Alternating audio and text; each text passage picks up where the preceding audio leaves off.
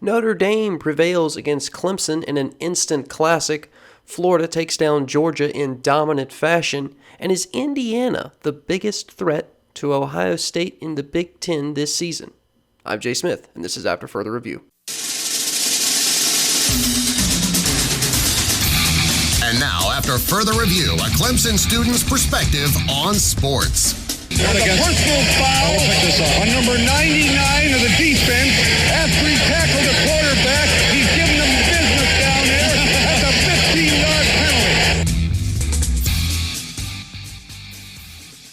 Welcome in, everyone. I'm Jay Smith, and you are listening to After Further Review. Thanks so much for tuning in. Again, whether you're listening to the podcast, the AFR podcast, or you're watching on Facebook, appreciate you taking the time. And my goodness, so much to talk about from college football this past weekend, and where do we begin? Where do we begin after such a huge weekend, after so many big games? Yes, there were other games besides Clemson and Notre Dame.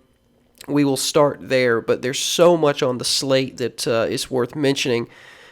But let's talk about the marquee matchup of really not just the ACC this season, but college football. This was a top 5 matchup between Clemson and Notre Dame. It's Clemson's first trip to South Bend since 1979, and again, coming into this game, so many streaks on the side of Clemson. And everything they've been able to accomplish. They had won 36 consecutive regular season games. They hadn't lost to an ACC team since 2017. And Notre Dame, they broke both of those streaks. And, now you really have to start looking at some of the streaks that Notre Dame's put together. They've won 13 straight games. They snapped an 11-game losing streak against top 5 opponents, and they beat the number 1 team for the first time since taking down Florida State in 1993. And, that was the game of the century, right? I mean, obviously it was before my time and before I was around. I was born in 1997, but 1993 with Bobby Bowden and Florida State, Notre Dame, that was dubbed the game of the century. Well, this one was pretty close to that, and again, wasn't around to witness that one in person, but witnessing this game on Saturday night, again, regardless of the outcome, we talked about this last week, neither team's season is over. This is a different position for Clemson to be in, but it doesn't mean their season is over. And, again, phenomenal game, was back and forth. I certainly think Clemson struggled early, and there was a lot of issues throughout this game. We'll get into those, but just some big takeaways, right, to start off this discussion. Some big takeaways. This is a huge win for Notre Dame. And Trevor Lawrence's absence from the playing field, he was there on the sidelines, obviously, but his absence from the playing field won't take away anything that they accomplished. Now, is the committee going to evaluate this loss for Clemson in a different light because they didn't have Trevor Lawrence? I believe so. But if you're Notre Dame, you should hold your head high, and you should be proud of the fact that you took down the number 1 team in the country, team that again had 36 game regular season winning streak, a team that hadn't lost to an ACC opponent since 2017. So many streaks, so many historic runs for Clemson that came to an end on Saturday night. And honestly, I don't think it's a bad thing.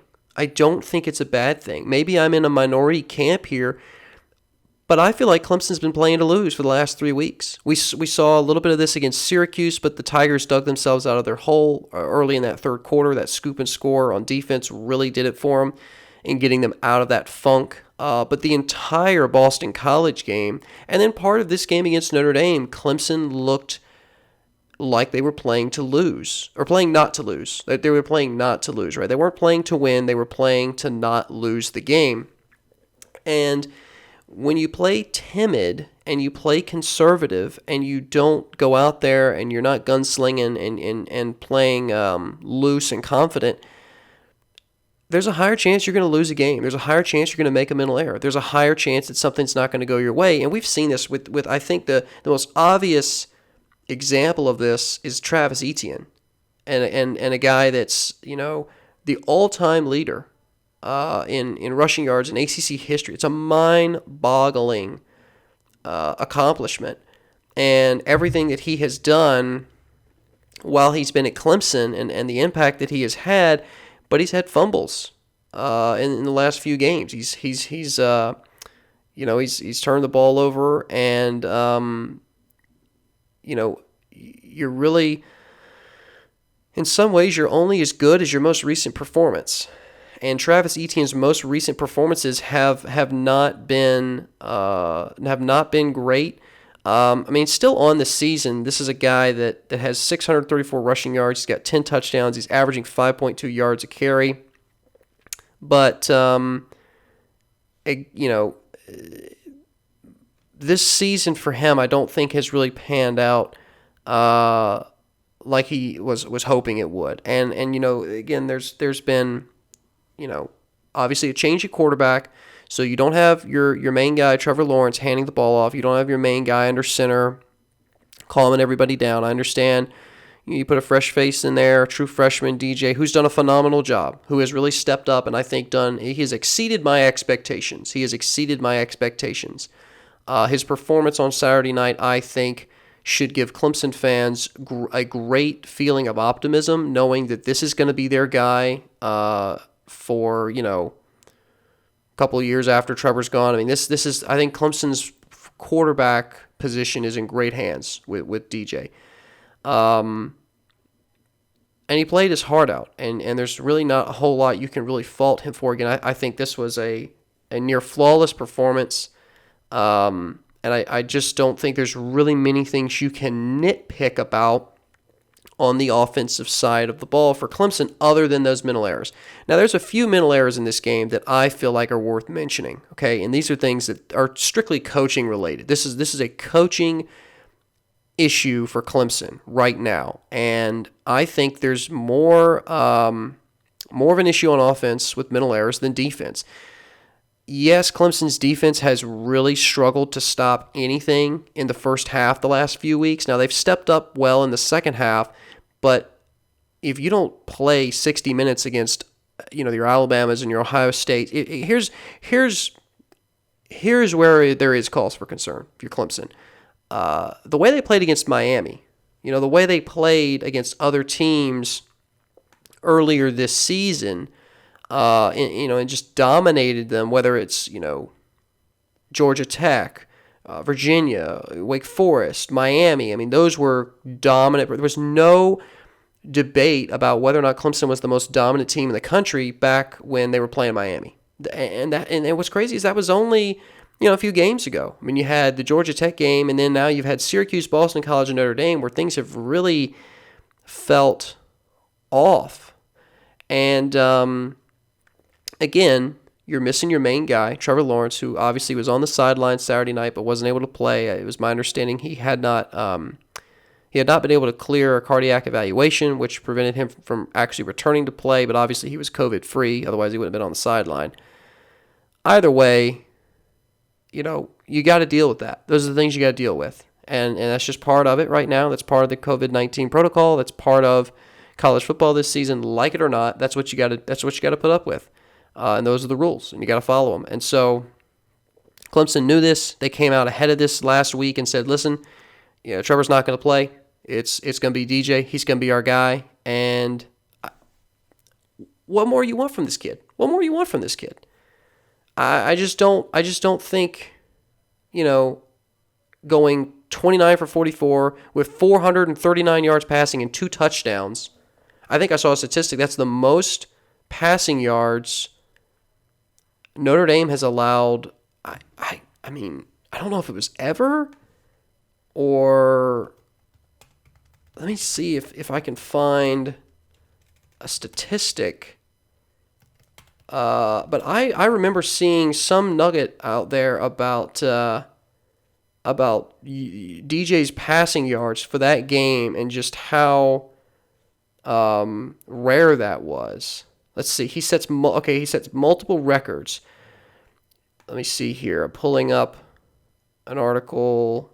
Let's see if we can find it.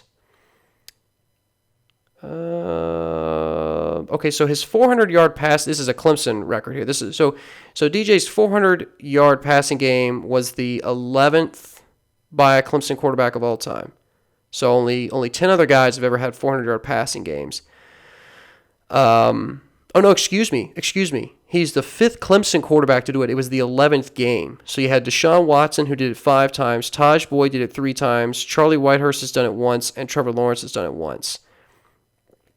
His 439 yards passing was the third most in a game in school history. He broke the school freshman record, which was set by Deshaun Watson. I mean, that's what we're talking about when we say, what else do you want from this kid?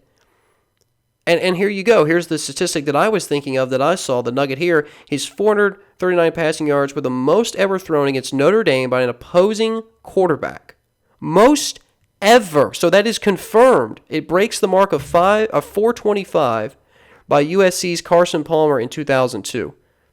Beat it by 14 yards. 439 yards passing is the most Notre Dame has ever allowed. That is incredible. As a true freshman in his second game.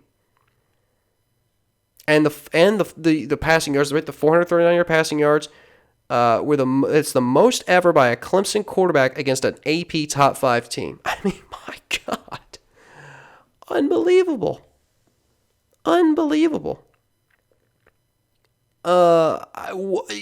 Yes, there were some issues on offense. Yes, Etienne, mishandled a snap and essentially tossed it to the Notre Dame defender. Those are kinds of things that you're going to lose games if you do that, or you're not really going to have a high chance of winning, I should say. But this kid was a stud. He was a stud. He was composed. He didn't get rattled. I thought he made smart decisions with the ball. And honestly, again, you look at his performance, and it's like Brian Kelly said after the game. He's like, my God, I'd hate to be. He was referring to David. I'd hate to be Sweeney having to deal with which guy do I play? Now I expect Trevor Lawrence. Trevor Lawrence is going to play the rest of the season. That's not really a potential scenario. But his point is valid. Is that goodness gracious? This kid would be starting anywhere else in the country. Anywhere else in the country, this kid's a starter.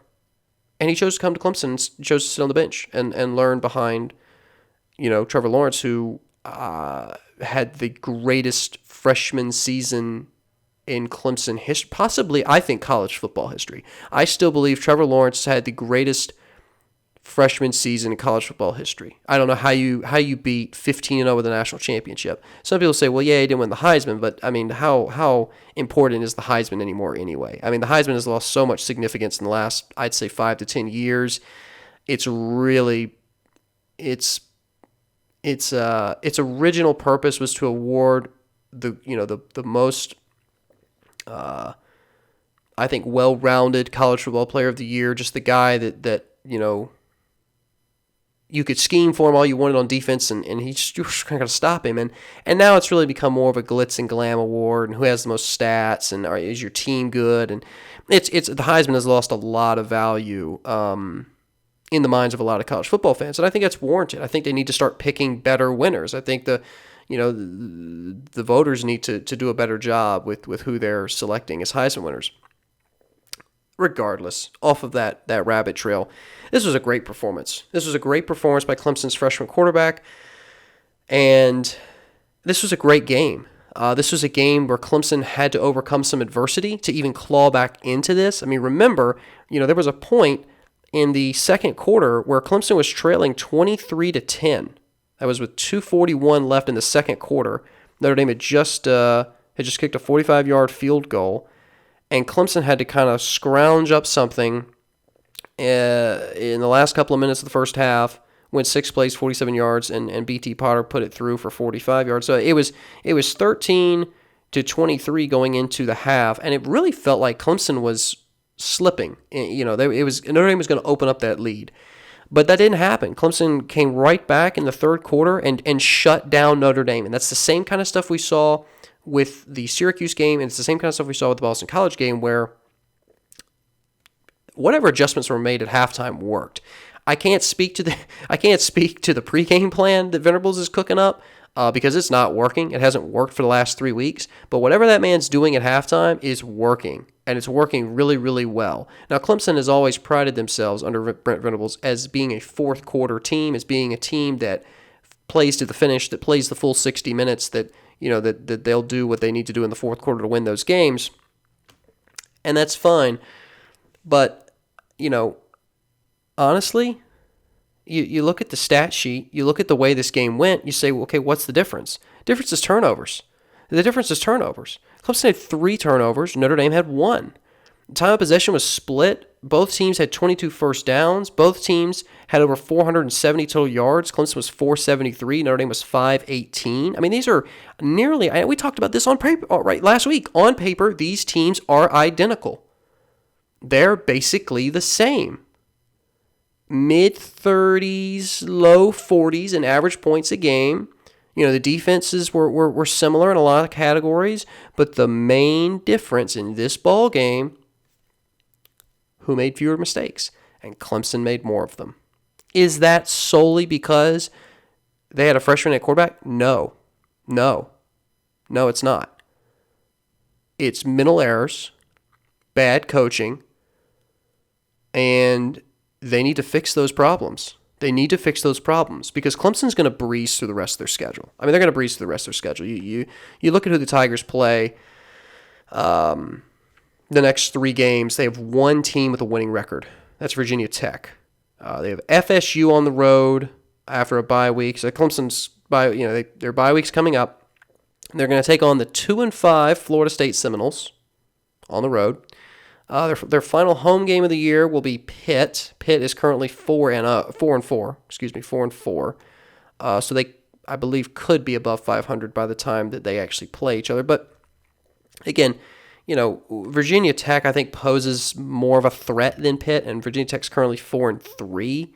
And obviously, the Hokies are coming off of that rather bizarre loss to Liberty on Saturday. That was a crazy ending to a really good game, and I felt like Virginia Tech was going to play this one close, and I picked Virginia Tech in this matchup. I'm surprised that Liberty was able to get it done. I mean, you could argue that if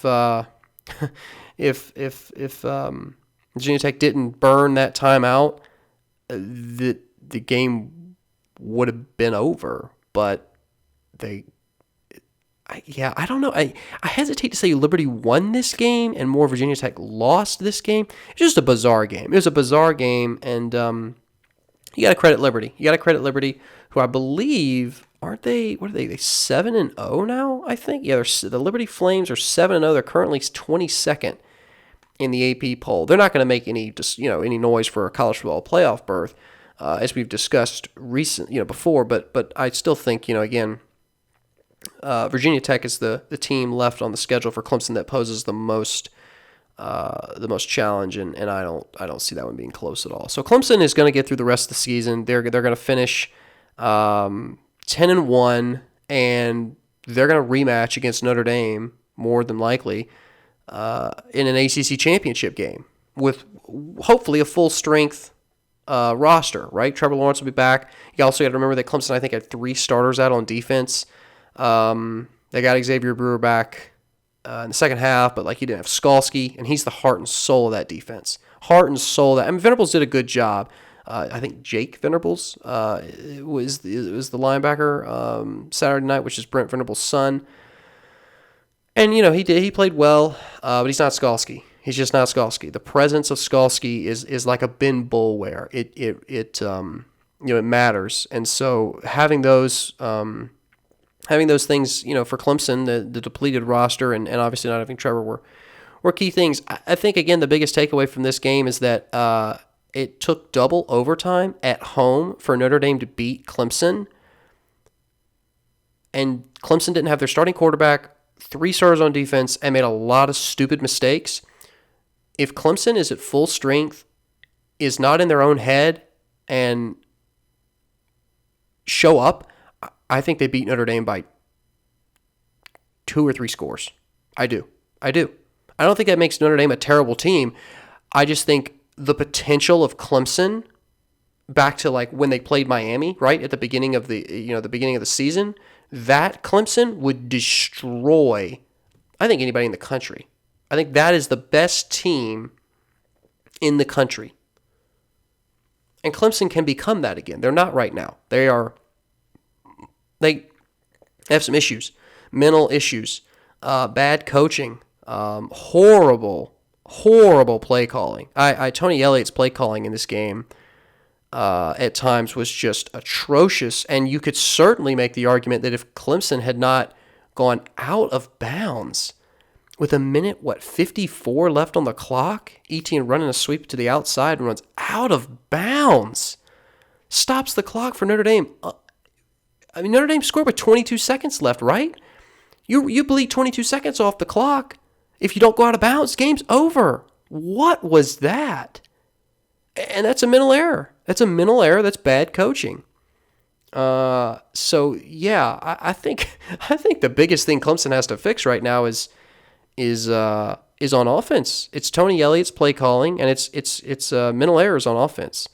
They're not playing confident. They're not playing like they were earlier this year when they faced off against the Miamis and Georgia Techs.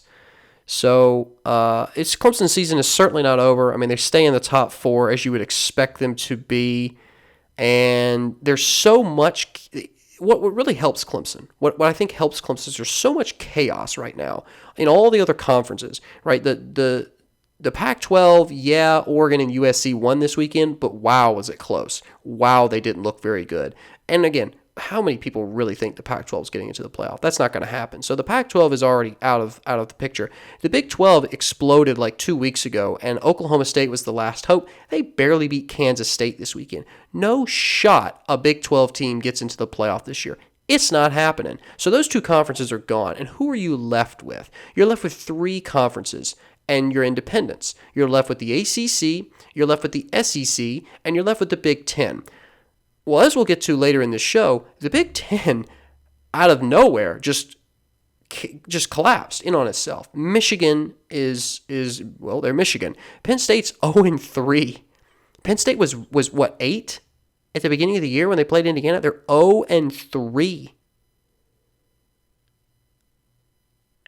They lost to Indiana, Ohio State, and Maryland, I believe. Yeah, Maryland beat them. So Penn State's gone.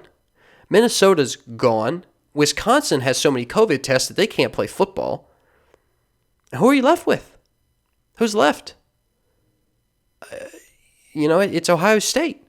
It's Ohio State. And now Indiana has kind of come out of nowhere. Currently in the top 10. Okay. I mean, I guess. They're 3-0, I suppose. But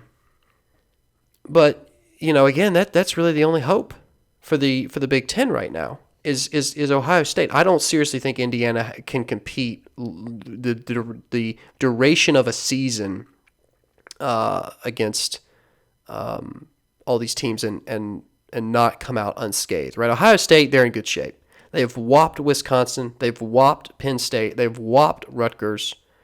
They're going to handle Maryland. I think they'll handle Indiana fine. And Indiana's the team. They're more than likely that game will decide who represents the East, right, in the Big Ten championship. See, Indiana's not in the West. So if Indiana loses to Ohio State, they're behind the 8 ball. And the likelihood of Ohio State losing to Illinois, Michigan State, or Michigan is almost non-existent. So if Ohio State beats Indiana on November 21st, they're in the Big Ten championship game. Indiana goes bye-bye from the college football playoff discussion, and now you go, oh my God, who from the West is going to compete against Ohio State? And right now it's Northwestern. Northwestern's 3-0 in conference play and overall. I don't think it matters because it's going to be Ohio State. It's going to be Ohio State. So again, this discussion about college football playoffs as we wrap up this segment. Pac-12, Big 12 are gone. Big 10, it's Ohio State, SEC has really been a dumpster fire this year. Was not expecting it, but it has been. And so Alabama has emerged right now at 6-0, and they're above everybody else. Now you do have A&M at 5-1, and Florida, who obviously beat up on Georgia this weekend. But I don't think you're going to see two SEC teams squeak in this year. I think you're going to either see two ACC teams. I think if Clemson and Notre Dame trade off, Notre Dame beats Clemson regular season, Clemson beats Notre Dame in the ACC championship, I think both of them could squeak in. Or the other scenario is the Cincinnati and BYU teams that are lurking down there at 7 and 8 respectively. Don't you sleep on them. Don't you sleep on them. If Cincinnati runs the table, BYU runs the table, there's going to be a serious conversation about whether or not those teams should get an opportunity over a one-loss non-conference champion, right? Are you going to give the nod to a Cincinnati team that's what would they be? They would have to be it would be 11-0, right? I think it'd be 11-0 because they'd be 10-0 in the regular season, play their conference championship game. They did have one postponement, otherwise they'd be 12-0. I don't know, man. That's going to be tough. That's going to be really tough. And then the same can be said for BYU.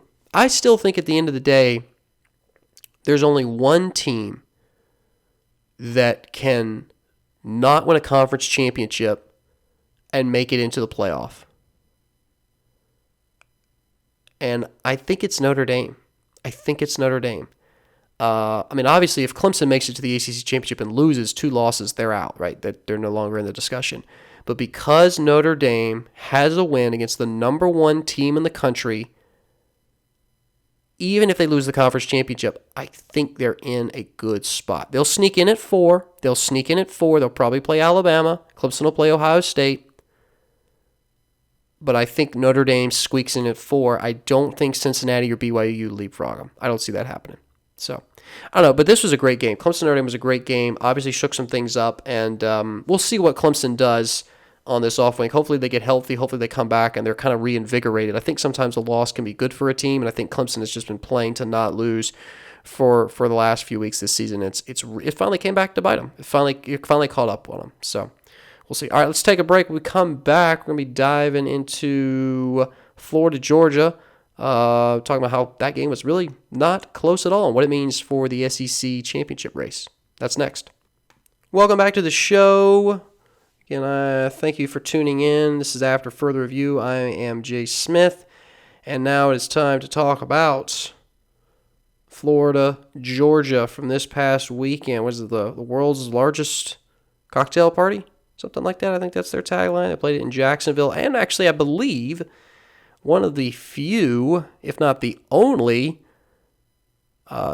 neutral site game this season, because we don't have many non-conference games, and we don't have any kickoff, like Chick-fil-A kickoff games. So I think it's the only I think it is. Maybe I'm wrong.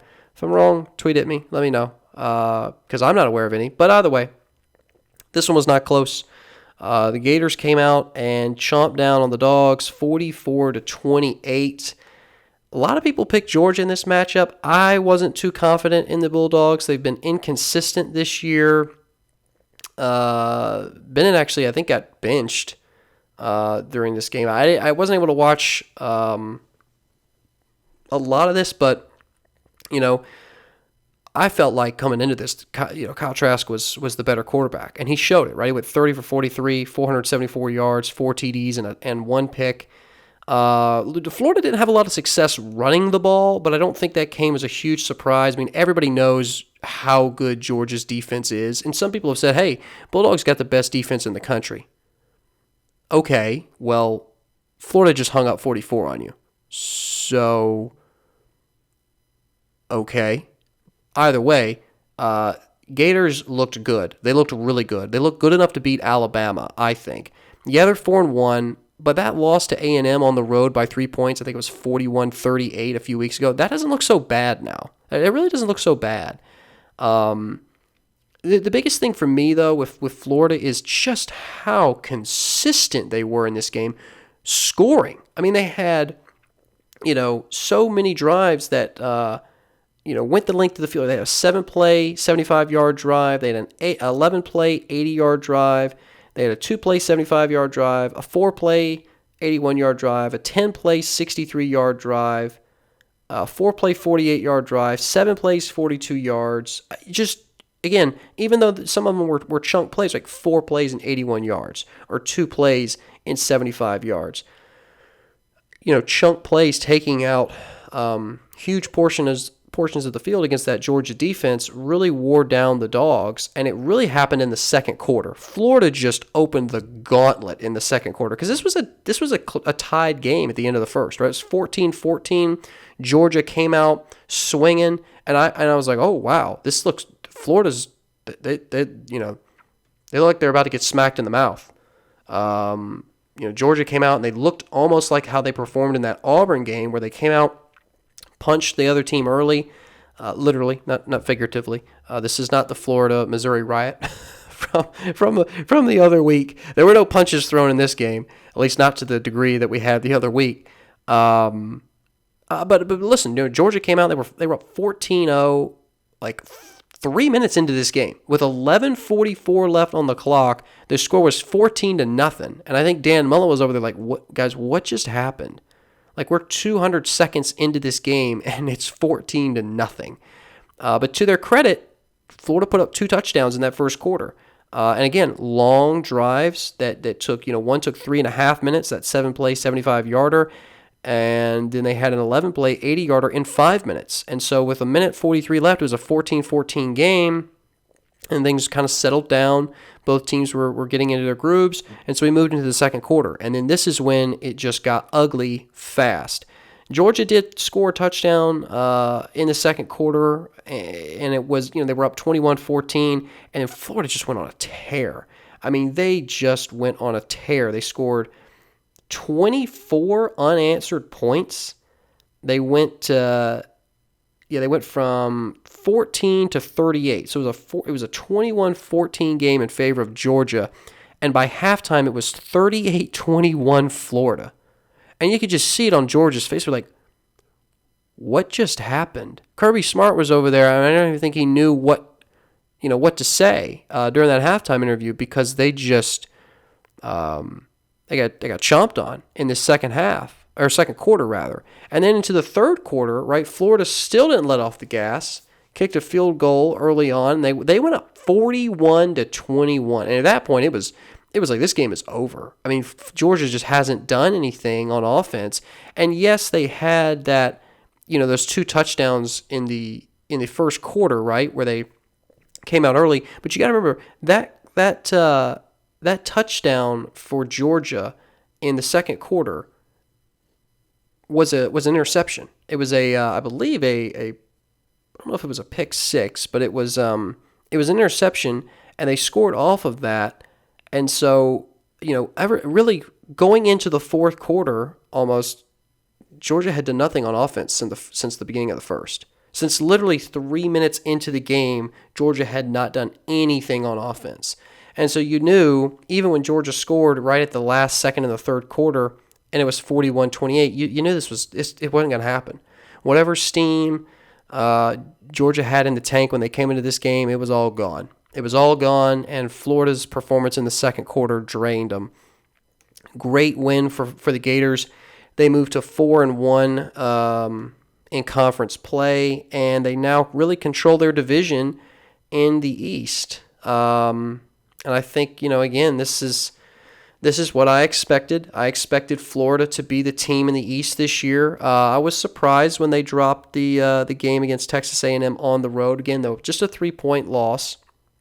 But, again, they had that postponed game against LSU. The Gators would have beaten the Tigers, right? That Florida really should be 5-1.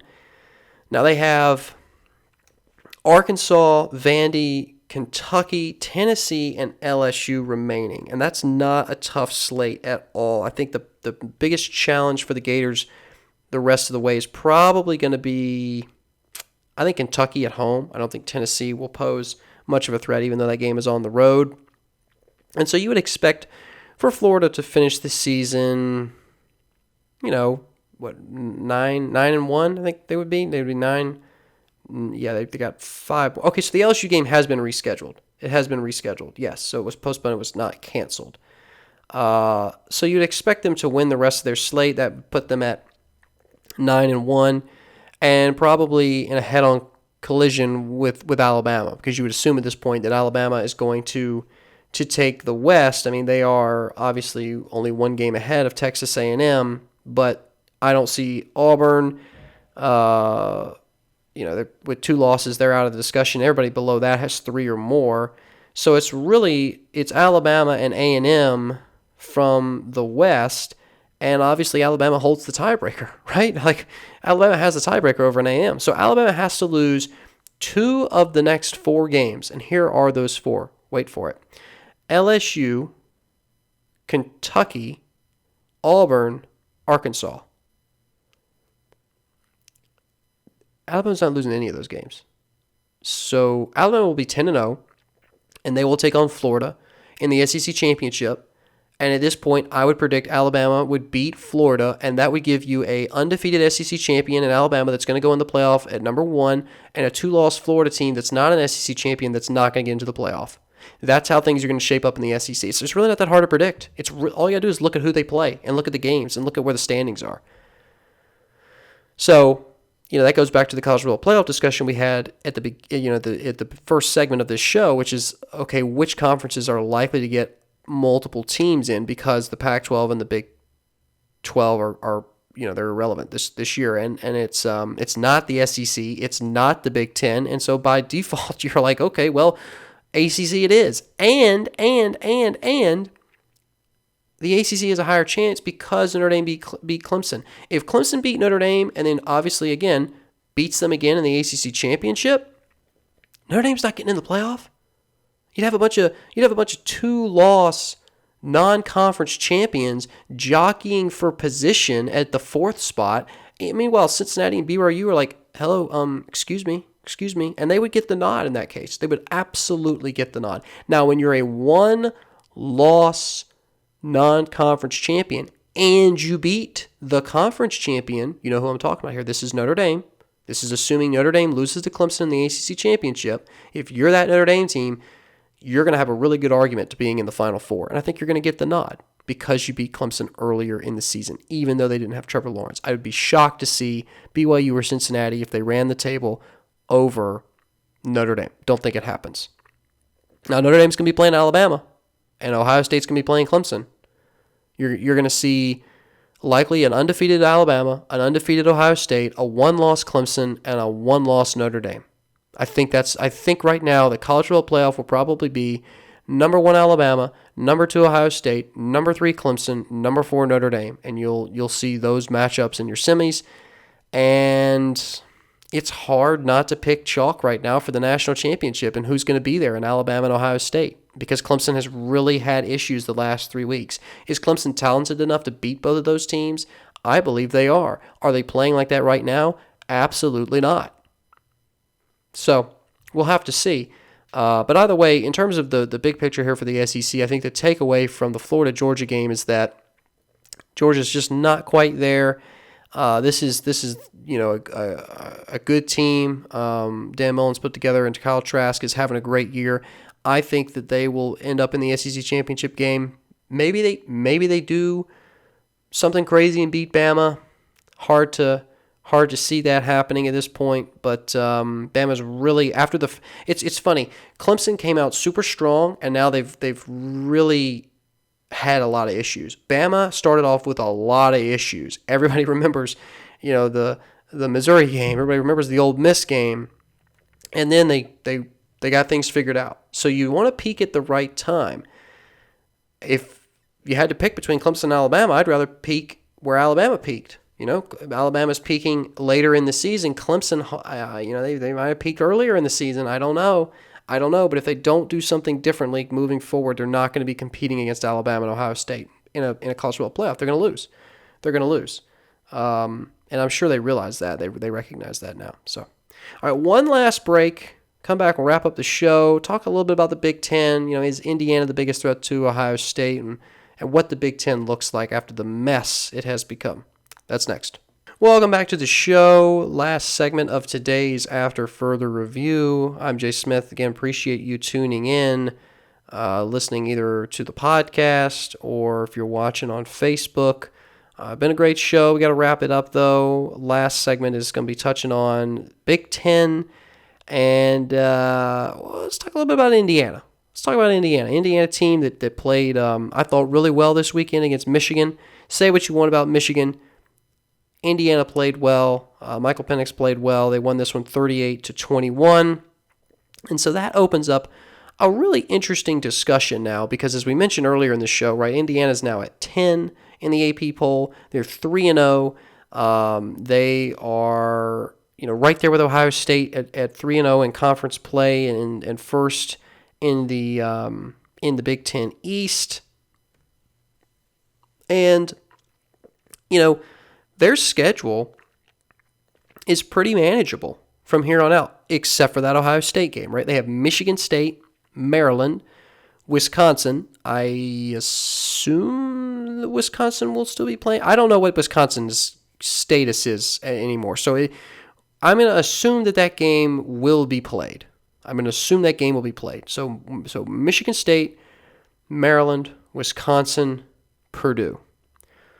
I think all winnable games for the Hoosiers. The road game at Wisconsin could prove to be a challenge, but I don't think it's an unwinnable game. Where I don't think Indiana has a chance is at Ohio State on November 21st. I really don't think Indiana has a chance if this one is at Indiana on November 21st. Ohio State has been almost flawless. They have been Clemson early season-esque, as we've mentioned repeatedly throughout the show. When Clemson was at the beginning of the season against teams like Miami, they were just killing them, killing everybody they played, dominant performances. That's what Ohio State has looked like through their 3 games this season. Now, the Hoosiers are, you look at the standings, one of 3 teams left in the Big Ten that are undefeated. You got Ohio State, Indiana, and Northwestern. What's going to kill the Hoosiers' shot, though, is that they're in the East with Ohio State, and that game on November 21st will more than likely determine which team from the East will represent in the Big Ten title game. Now, you flip it over to the West, and you say, okay, Northwestern is 3-0 in conference play. Now Purdue is 2-0 in conference play, but they're, I think, what is Purdue there? Oh, no, Purdue is actually undefeated overall, so I apologize. So you have Northwestern and Purdue that are undefeated. And I'm not going to count Wisconsin at 1-0 just because, again, Wisconsin's kind of in limbo at this point. And I'm just not so sure what they're going to, if they're even going to be able to qualify for a Big Ten title. Northwestern has wins against Maryland, Iowa, and Nebraska. They play at Purdue. They are supposed to be playing Wisconsin on November 21st, and then at Michigan State, at Minnesota, and then they host Illinois.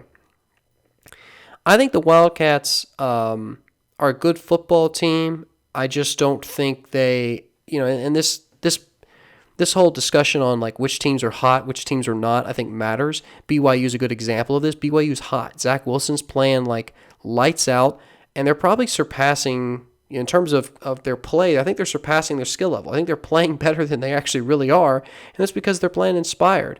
It's because they feel like this is their time, this is their year, and again, that goes back to the whole you're playing to win, you're not playing to not lose.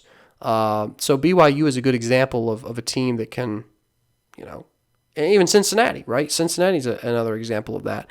I think Indiana's in that category with the BYU and Cincinnati, and to a lesser degree, Coastal Carolina, Liberty. Is Marshall still undefeated? Is Marshall still? Let me see. I got to pull up the rankings. They are. They're 6-0. So again, Coastal, Marshall, Liberty,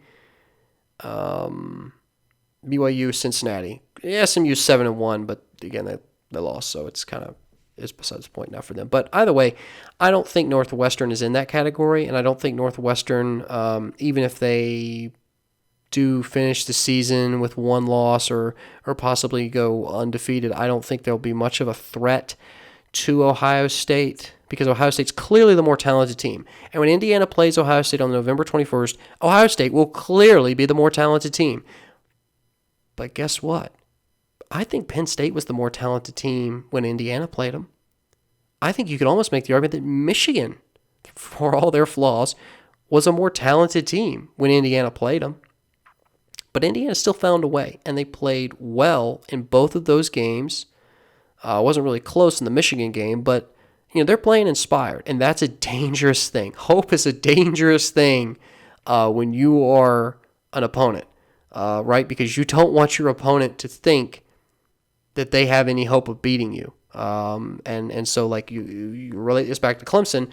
If you're Clemson, you don't want Syracuse or Boston College to think they have a chance of beating you, because then they're going to play inspired, and then it could be a lot closer than it should be. And then all of a sudden, oh my God, you just found a way to lose, which is what Clemson's almost really been trying to do for the last 3 weeks. It's felt like for 3 weeks in a row, Clemson has been trying to lose a game. So again, in terms of the Big Ten here, it has certainly become a mess. I think the bright spot in all of this has been Indiana kind of emerging. We'll see what they do in the coming seasons. I hope that they are able to stay relevant. I just don't think that they're going to take down the Buckeyes, but I think they are the biggest threat to Ohio State in the Big Ten this year. Boy, if you'd have told me 3 weeks ago that Penn State would be 0-3 and that Indiana would be in the top 10, no one would have believed you. No one would have believed you. But that's college football, and that's the beauty of the sport. And it's a crazy year. So it just makes sense, right? It just makes sense that Indiana is in the top 10 and 3-0. All right, that's all the time we got for this episode of AFR. We'll have much more on the episode later this week. Talk about college pick'em stuff and lots of other storylines that'll be developing, and maybe preview some games, some big games. But my goodness, man, the slate of games from this past weekend was just phenomenal. Pac-12 being back felt good. Miami and NC State played a really close game on Friday. It's just so much happened this past weekend. It's hard to even touch on. I could spend another hour talking about all the games from this past weekend, but I'll save your eardrums and let you get ready for the episode coming later this week. That's all the time we got. Enjoy the rest of your week. I'm Jay Smith. This has been After Further Review.